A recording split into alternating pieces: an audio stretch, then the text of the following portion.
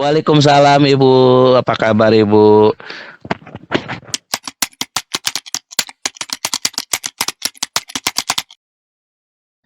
Alhamdulillah sehat Bu, maaf ya saya bisa daring.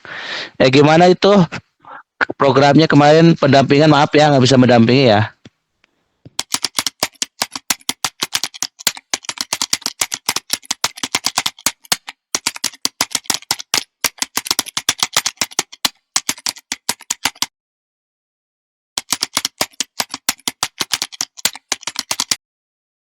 Oke nggak apa-apa Bu, siap. Gimana, ada yang bisa saya bantu gimana?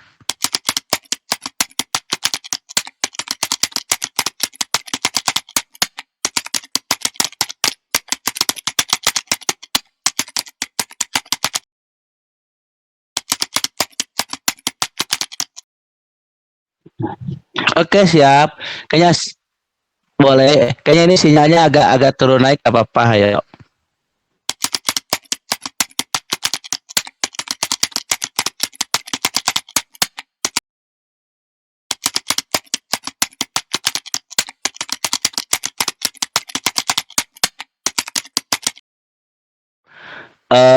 Gini Bu, ketika saya sebagai pimpinan mengalami permasalahan-permasalahan yang tadi Ibu sampaikan, jelas tentu saya harus mengidentifikasi dulu permasalahan itu dari mana asalnya atau bagaimana awalnya.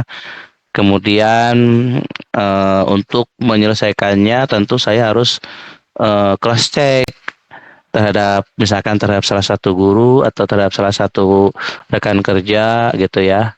Nah, setelah itu baru saya kembali mengidentifikasi, kemudian sebelum mencari solusi, saya juga tentu mengajak rekan-rekan guru senior terutama ya.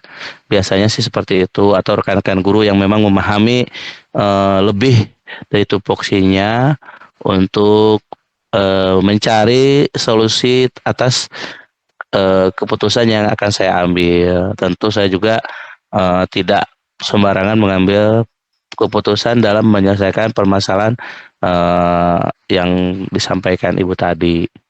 Nah, tentu saja musyawarah mufakat juga dibutuhkan, dan tentu juga kita perlu menyampaikan kembali aturan-aturan main di sekolah untuk disepakati bersama apabila terjadi permasalahan-permasalahan yang disampaikan. Itu Bu, untuk mengidentifikasi seperti itu.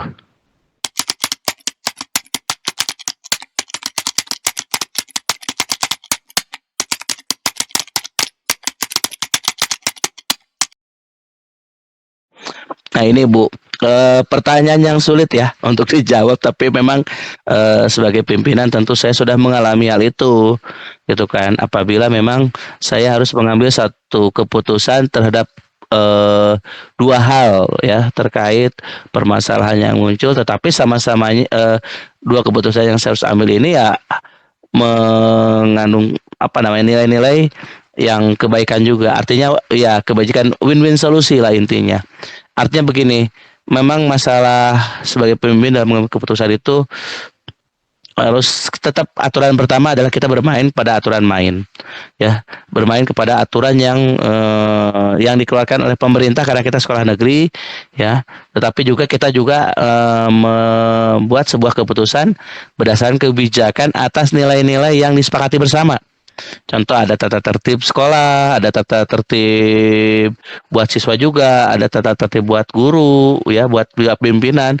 Pimpinan juga tidak semena-mena dalam membuat mengambil sebuah keputusan. Artinya, nilai-nilai kebaikan itu dijadikan satu patokan yang digunakan untuk kebermanfaatan semua pihak.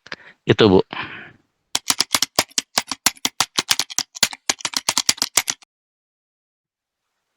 Eh, Seperti yang sampaikan di awal, tentu saja ketika kita mengambil sebuah keputusan, yang pertama kita harus memahami betul dampak dari keputusan yang akan kita ambil. gitu kan. Sebelumnya kan kita sudah pelajari dasar pengambilan keputusan, tentu satu aturan. Yang kedua apa namanya, komitmen bersama. Yang ketiga baru kebijakan pimpinan. Tetapi satu hal dalam mengambil keputusan itu adalah bagaimana dampak kepada organisasi, terutama terhadap perilaku apa namanya, anggota organisasi. Contoh kalau di sekolah ketika saya membuat keputusan, apa sih dampak keputusan yang saya buat terhadap guru-guru, terhadap anak didik, terhadap orang tua, terhadap kondisi sekolah. Artinya langkah-langkah ini saya harus mempelajari dulu. Setiap keputusan yang diambil harus berdampak positif terhadap semua pihak dan diharapkan minus atau nol berdampak negatif. Tidak boleh ada sama sekali dampak negatif dalam sebuah pengambilan keputusan. Kalaupun ada, itu adalah sebuah keterpaksaan yang harus diambil. Itu, Bu.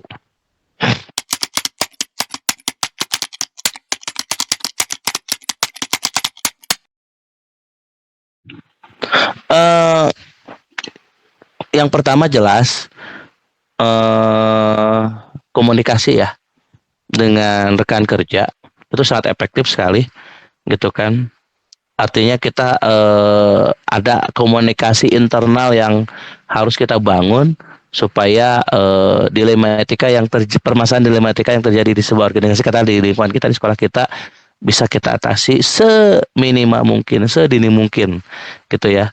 Jadi lebih jelas kita komunikasi internal organisasi itu sangat penting untuk mencari permasalahan-permasalahan dalam menyelesaikan permasalahan dilema etika itu, Bu.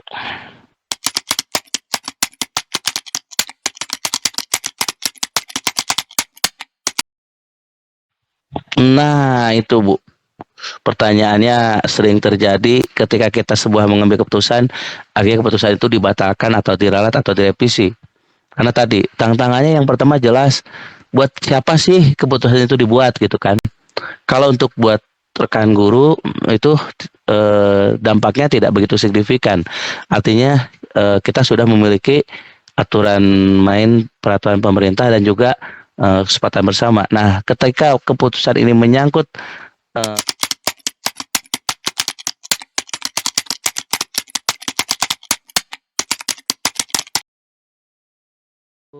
ya tentu tidak ada jadwal tertentu. Saya harus selesaikan saat itu juga. Apalagi kalau permasalahan ini menyangkut tentang keberlangsungan organisasi sekolah. Tetapi apabila permasalahan ini bisa kita buat pengambilan keputusan secara terstruktur, tentu saya juga membuat satu jadwal. Contoh misalkan nih, keterkaitan pengambilan keputusan dengan beberapa pihak. Tentu juga kita tidak bisa langsung membuat sebuah keputusan. Tentu saja kita harus berkomunikasi. Nah, hasil komunikasi ini juga kita harus jadwalkan. Artinya bahwa saya harus membuat satu jadwal terstruktur untuk proses ini, gitu ya. Jadi tergantung masalah yang saya hadapi. Kalau masalahnya bersifat insidental dan memang urgent, harus diselesaikan saat itu juga, saya harus mengambil keputusan yang tepat di saat itu juga, tidak boleh ditunda. Tetapi kalau keputusan ini menyangkut sebuah umum atau lebih banyak orang yang terlibat terhadap pengambilan keputusan tersebut, tentu saya harus membuat jadwal tersendiri, kemudian juga harus membuat target kapan keputusan ini harus dibuat. Apakah dalam 1 minggu, 2 minggu, 1 bulan, 2 bulan, dan seterusnya. Artinya ada tahapan-tahapan pengambilan keputusan kalau menyangkut dan melibatkan banyak pihak itu.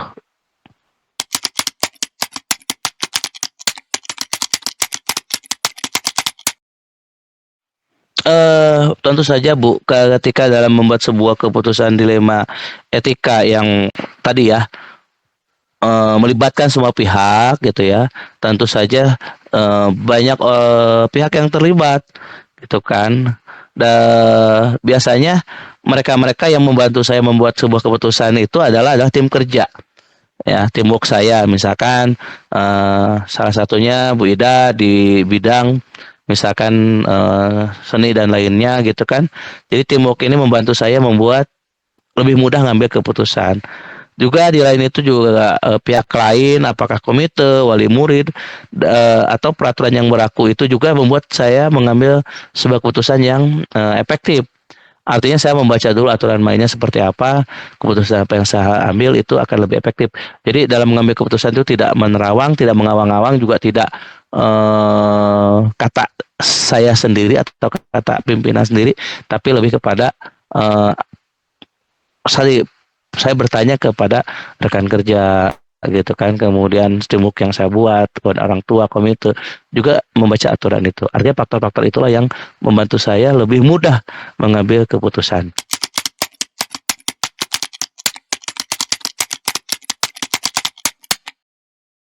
Pengalaman terbaik ataupun kesan terbaik yang saya dapatkan ketika mengambil sebuah keputusan dilema etika, tentu saya harus mengambil keputusan yang tepat, yang tidak boleh merugikan semua pihak dan harus menguntungkan semua pihak.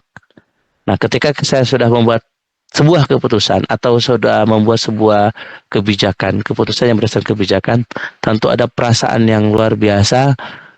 Ternyata menjadi seorang pemimpin pembelajar itu tidak mudah juga tidak sulit, tergantung bagaimana kita menjalankan proses tersebut. Artinya, ada perasaan yang luar biasa lega dan senang ketika kita sudah bisa menyelesaikan permasalahan dan penyelesaian ini win-win solusi. Tetapi apabila kami sebagai pemimpin pembelajar tidak bisa mengambil sebuah keputusan yang tepat ataupun keterpaksaan mengambil sebuah keputusan yang memang tidak bisa win solusi, ya ada ketidakpuasan, tetapi itulah yang harus kami putuskan, walaupun kadang nyesek juga gitu kan. Artinya ketika ada kebijakan atau keputusan yang lebih baik, maka itulah yang kita ambil. Tetapi kalau tidak ada, maka keputusan tetap kita ambil untuk penyelesaian dilema etika. Itu pengalaman yang sudah kami lakukan sebagai pemimpin pembelajar kurang lebih hampir 8 tahun, Bu.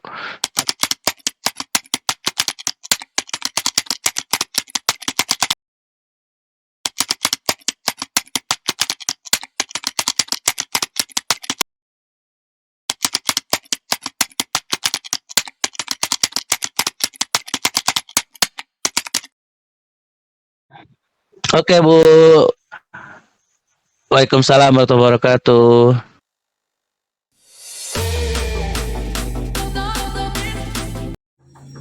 Assalamualaikum.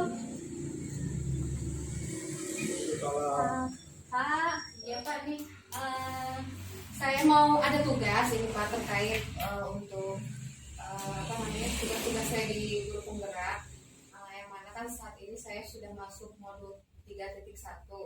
Jadi ada salah satu tugas di ANS itu demokrasi kontekstual, harus mewawancarai 3 kepala sekolah. Salah satunya ada apakah Bapak berkenan? Ya, silakan.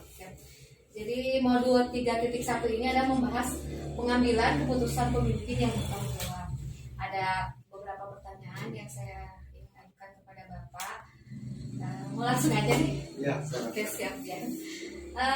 Yang pertama, selama ini bagaimana Bapak dapat mengidentifikasi kasus-kasus yang merupakan dilema etika atau dugaan di sekolah Bapak? Bebas aja deh, apa yang dialami Bapak aja gitu. Tidak usah. Kalau saya sendiri sebetulnya yang paling sering saya rasakan dilema itu adalah ketika ada murid yang ABK, ya? Anak berkebutuhan khusus.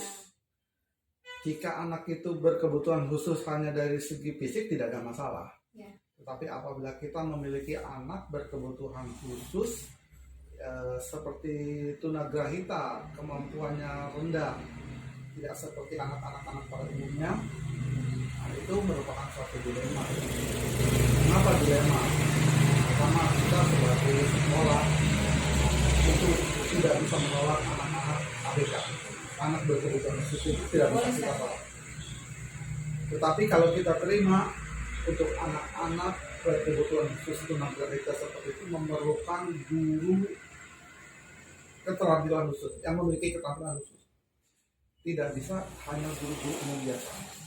Nah, jadi kadang-kadang pembelajarannya itu ya boleh dibilang tidak bisa full ya. Yeah. Nah itu salah satu dilema yang pernah saya rasakan gitu. Yeah.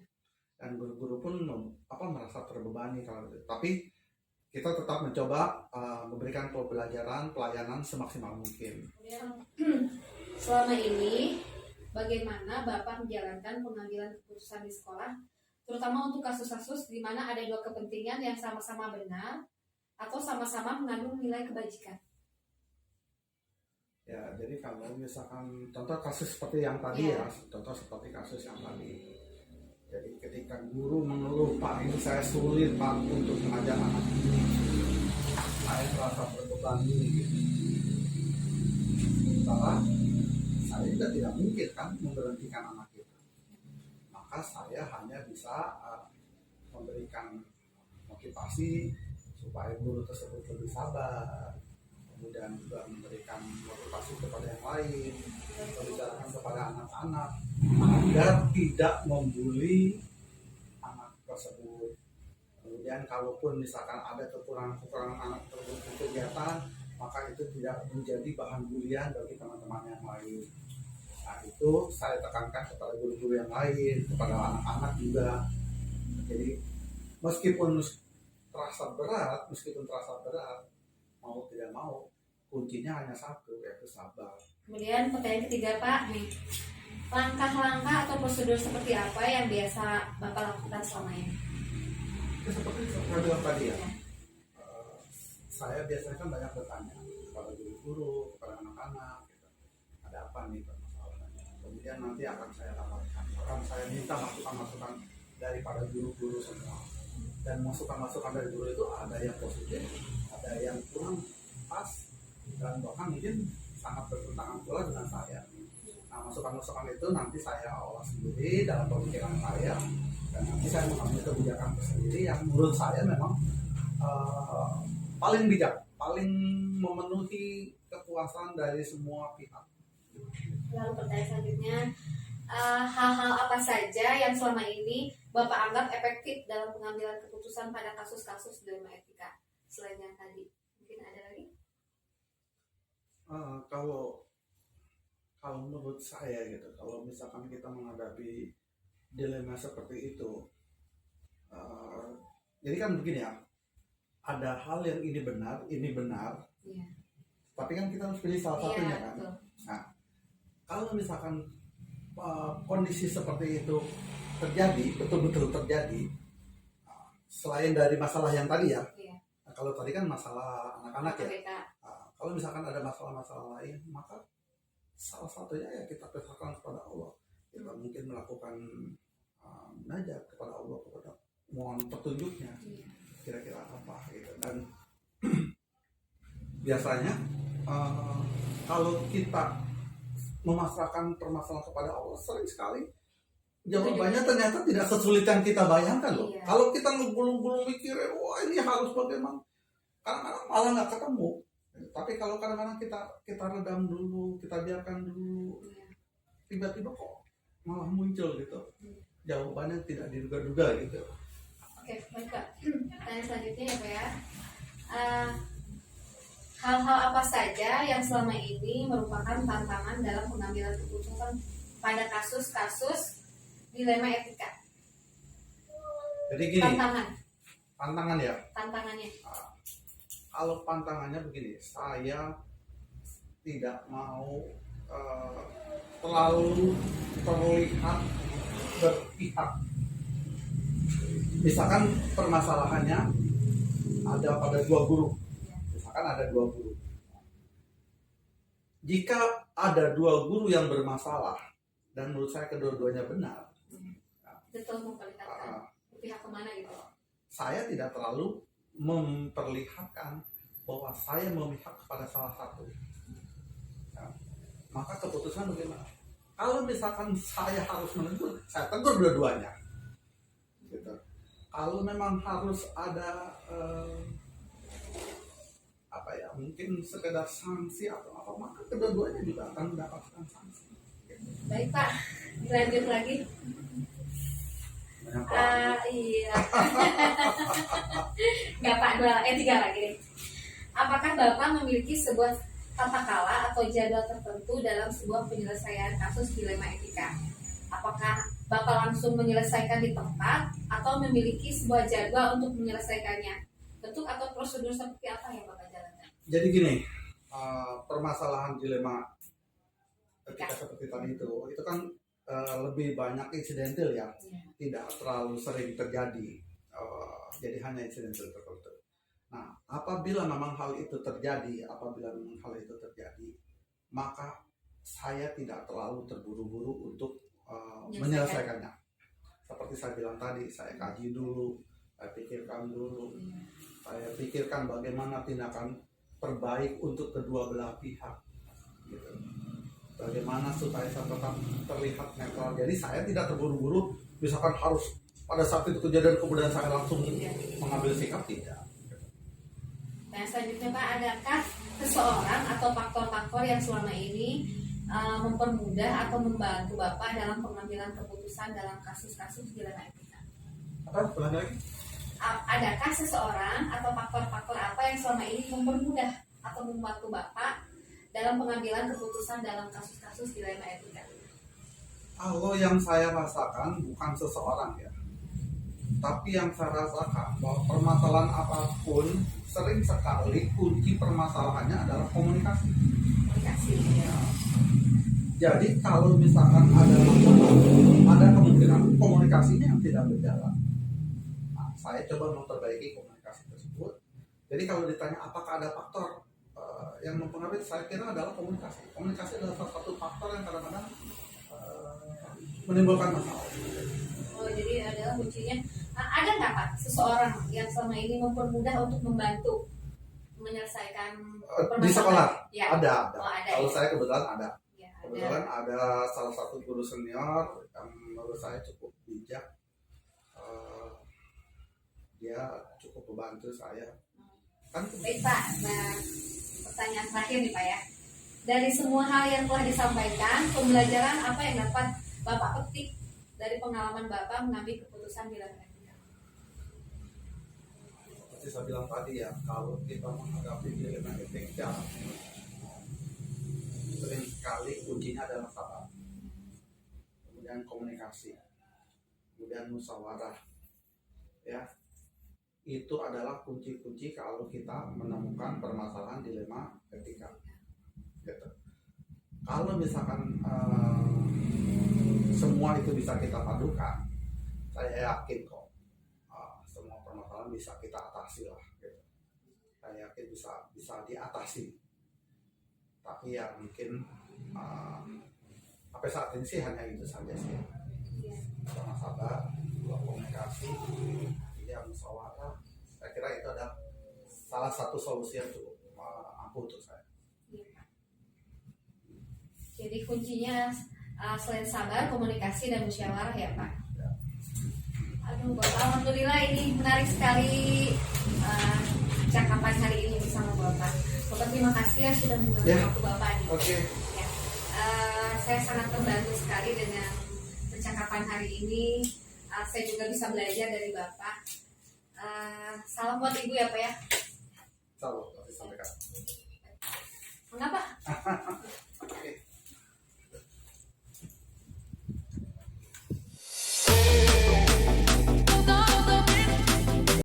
Good. Oke Pak, pertanyaan selanjutnya, apakah Bapak memiliki sebuah tata kala atau jadwal tertentu dalam sebuah penyelesaian kasus problematika?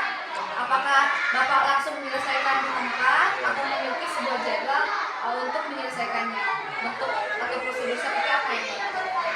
Dalam kasus dilema etika, itu kan mengandung dua unsur kebenaran. Dan dalam kasus yang lain pun tentunya tidak boleh terlalu lama beredar. Saya punya prinsip tidak mau terburu-buru dalam keputusan, tapi juga tidak boleh berlarut-larut dalam keputusan. Saya punya tenggang waktu ya 3 hari lah, masalah itu harus sudah selesai. khusus dilema etika otomatis saya harus meminta pendapat rekan-rekan yang sudah lebih lama di sini, mendengarkan berbagai macam usulan-usulan dan pertimbangan, baru mengambil keputusan. Jadi tidak bisa saya langsung mengambil keputusan sendiri, karena saya masih baru, saya masih pengalaman, dan juga saya punya senior-senior yang tentunya bisa membimbing saya. Jadi Bapak akan meminta pendapat dulu, terus mendengarkan usulan dan mengambil keputusan sendiri. Langsung tidak. Berikutnya Pak, adakah seseorang atau faktor-faktor apa yang selama ini mempermudah atau membantu Bapak dalam pengambilan keputusan dalam kasus-kasus dilema etika? Ya, ada pastinya di antara teman-teman rekan-rekan di sini ada yang lebih menguasai medan, lebih tahu kondisi masyarakat di sebelumnya. Kebetulan di tempat saya berbeda ada guru senior namanya Pak Hendra, beliau lebih lama di sini, paling lama di antara teman-teman yang lain, orang yang dituakan, terus senior juga, mentor juga bagi kita yang masih muda. Dan saya banyak bertanya, banyak berkonsultasi tentang jika ada masalah-masalah yang kaitannya dengan orang tua, dengan siswa, dan sangat-sangat terbantu dengan Jadi ada ya? ada. Dari teman-teman, kemudian dari guru senior, atau orang yang sudah dituakan di sini Ya, udah di sini. lama gitu. Jadi tahun berapa? Masih 80, nggak pindah-pindah sih di sini. Silih berganti kepala sekolah udah purna tahun 2021, tapi alhamdulillah beliau masih berkenan untuk bekerja di sini, itu sangat terbantu. Baik Pak, pertanyaan selanjutnya, dari semua hal yang telah disampaikan, pembelajaran apa yang dapat Bapak petik dari pengalaman Bapak mengambil keputusan di dalam etika? Ya, pembelajaran yang saya dapat berkaitan dengan diri saya pribadi, kadang-kadang sifat terburu-buru itu ada. Nah, dengan adanya tentang dilema etika dan pembelajaran-pembelajaran yang lain, saya lebih bersabar untuk mengambil keputusan terkait dilema etika. Jadi lebih banyak melibatkan teman-teman untuk menyampaikan pendapatnya, kemudian saya yang bertanggung jawab mengambil memori ibu ya sangat-sangat terbantu dengan adanya teman-teman yang mendukung saya sebagai pimpinan di sini untuk mengambil keputusan yang tentunya bisa bermaslahat untuk semua. Amin. Luar biasa. Berarti dengan adanya dilema etika ini Bapak lebih banyak bersabar. Nah, itu kuncinya. Ya, jadi sabar udah jadi nama depan Bapak. Pak sabar ya. Aduh Bapak, luar biasa jawabannya. Sebelumnya saya mohon maaf sudah mengganggu waktu Bapak. Sudah pertanyaannya? Iya, sudah. Wah, gini. Ya, sudah mengganggu waktu Bapak. Saya sangat terima kasih sekali Bapak sudah meluangkan waktunya hari ini. Sama-sama Ibu, mohon maaf juga tidak ada jamuan yang spesial. Oh, saya nggak minum jamu. Karena kan jamunya belum lewat. Iya. Benar, ngobrol sama Bapak itu saya gimana ya? Seperti ngobrol dengan rekan gitu. Ya, emang kita rekan kok siapa? Enggak, maksudnya nggak merasa ini udah jadi pas sekolah loh. Alhamdulillah ya. Sama saja. Biasanya kita tiap hari bertemu di sekolah, nah sekarang tidak bisa tiap hari bertemu, tapi untuk hal tertentu kita bisa saling berkolaborasi. Ya. Saya juga belajar sama Bu Ida, sama belajar. Karena dia belajar itu tidak mengenal usia, tidak mengenal jabatan, kita bisa belajar. Saya garis bawah ya. Oh iya, doakan juga Pak. Saya udah modul 3.1, semoga selesai dengan Lancar ya, nilai yang maksimal, yang terbaik. Semoga dilancarkan sampai akhir. Ilmu yang dapat melalui fotografi bisa bermanfaat tidak hanya untuk diri sendiri, tapi juga membantu teman-teman yang lain. Itu kan harusnya seperti itu. Oke Bapak, baik, terima kasih sudah mengganggu waktu Bapak. Tidak, aman saja.